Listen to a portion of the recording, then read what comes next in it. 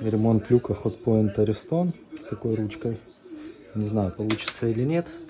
В общем, отломался вот здесь вот язычок пополам. Лопнул, ну как обычно это бывает. Вот вкрутил саморез. Вот он тут мертво держится. Тупо его вогнал. Вот такой вот.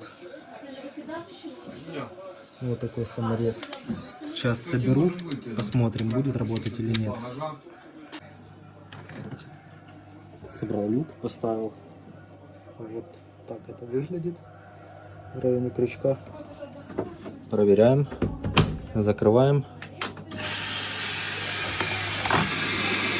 Все, набор воды пошел.